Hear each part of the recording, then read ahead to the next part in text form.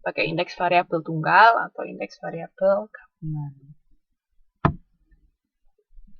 Nah, terus ada lagi untuk mengukur kelas sosial itu melalui profil gaya hidup kelas sosial.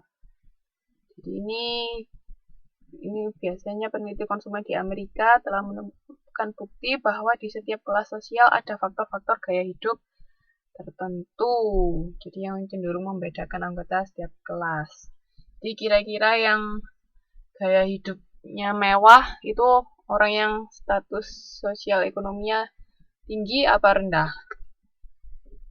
Yang biasanya cenderung bergaya hidup mewah. Mayoritas yang mana? Ya, yang tinggi. Tapi kadang juga ada misalnya sebenarnya orang yang kurang mampu tapi karena dia ingin dilihat atau dipandang orang lain oke, dia ikut-ikutan bergaya hidup mewah. Itu juga ada yang seperti itu. Cuman kan mayoritas kebanyakan yang bergaya hidup mewah itu dari yang status sosial ekonominya tinggi. Oke, kalau begitu bisa dilihat di halaman 6.4, 6.30 tabel 6.4 itu ada profil kelas sosial.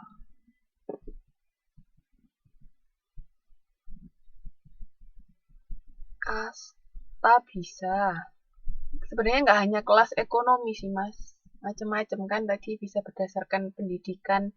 Jadi kalau kita ngomong kelas sosial di sini nggak semata-mata hanya membagi berdasarkan uh, tingkat ekonominya aja, tapi bisa pendidikannya juga bisa. Kan kalau kasta itu istilah untuk di Bali kan lebih lebih kalau kita bilang kasta pasti acuan kita kan mengacu ke pembagian atau kelas sosial di Bali. Berdasarkan yang apa itu saya kok lupa pembagiannya apa aja ya namanya. Jadi nggak hanya kelas ekonomi, tapi macam-macam. Sebentar. Kasta Sudra, terus Brahmana itu bukan sih? Jadi kan tergantung sebenarnya kayak tergantung di mana lingkungan kita tinggal kan kadang ada yang kebudayaannya memang secara jelas membagi kelas-kelas kayak di Bali itu. Terus kalau di Jawa mungkin nggak terlalu kentara. Terus kalau di daerah lain juga mungkin ada pembagian seperti itu. Tapi sebenarnya secara tidak langsung biasanya kalau di lingkungan masyarakat itu pasti ada pembagian. Cuman kadang-kadang apa ya nggak secara tertulis itu loh. Maksudnya kita masuk kemana. Mbak sama mas pernah ngerasain nggak sih perbedaan kelas sosial kalau di masyarakat? Pernah ngerasa nggak? Walaupun sebenarnya secara tertulis nggak secara tertulis itu ada pembagian, tapi kita kan bisa ngerasain, oh kita beda sama orang ini dari segi apanya. Nah itu sudah secara tidak langsung membagi kita ke dalam kelompok-kelompok itu tadi.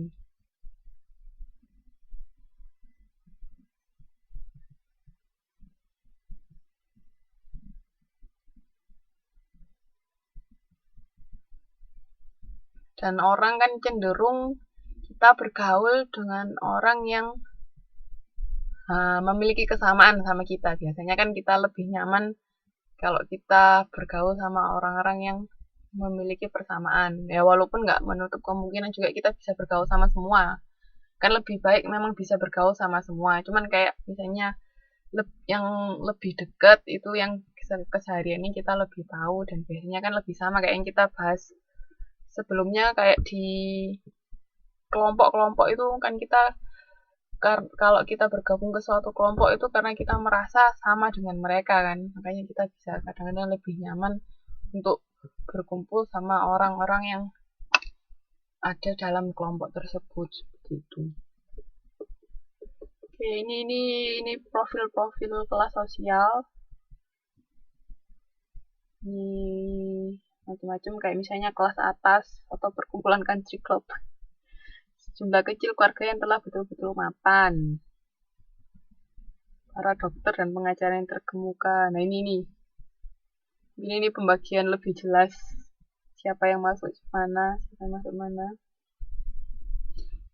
Tapi sebenarnya lebih enak kalau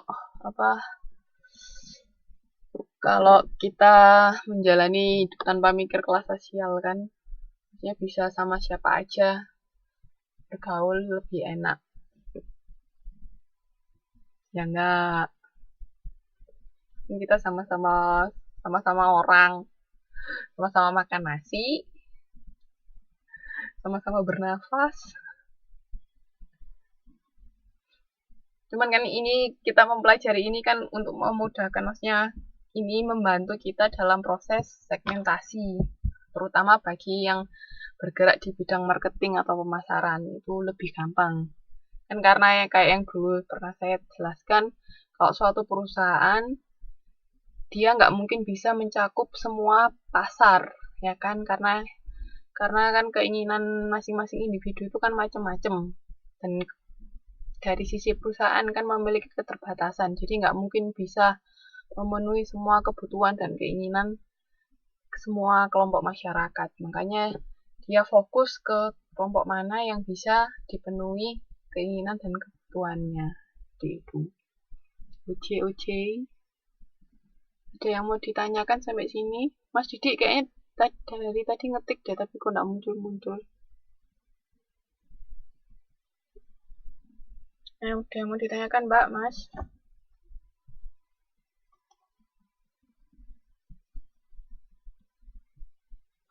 Halo. Mbak Winar datang. Untung langsung bisa.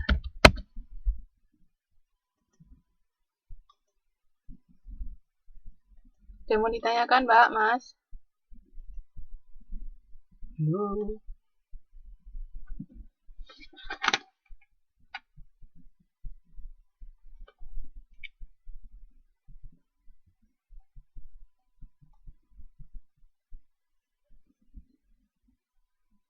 Ya, enggak apa-apa. Ini Mbak Vera juga datang. Selamat malam.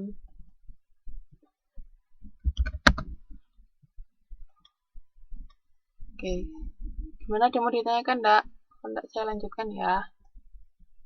Nah, terus kalau kita bicara kelas sosial, itu juga ada yang namanya mobilitas sosial. Ada yang tahu nggak maksudnya mobilitas sosial itu apa? Ada yang tahu? Apa itu mobilitas sosial?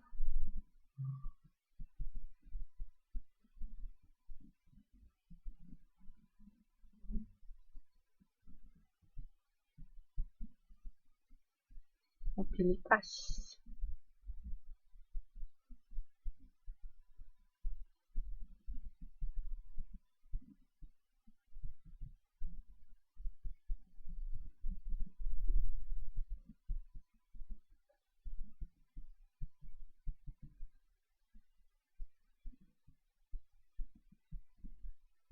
Perubahan kelas.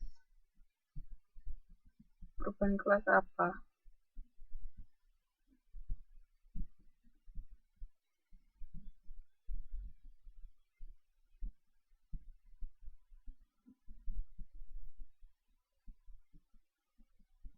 Kegiatan untuk bergerak atau menggerakkan orang lain.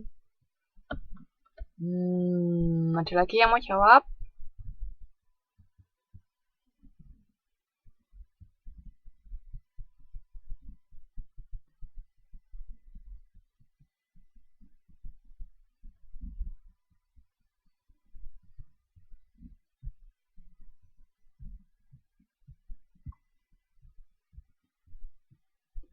Gerakan melalui ruang sosial, penurunan status dan peran anggota. Oke, jadi mobilitas sosial itu setiap individu itu bisa berpindah kelas. Jadi kan kayak tadi kan kelas sosial kan ada dari bawah sampai atas. Nah, kalau mobilitas itu berarti perpindahan masing-masing individu ke kelas sosial yang lain.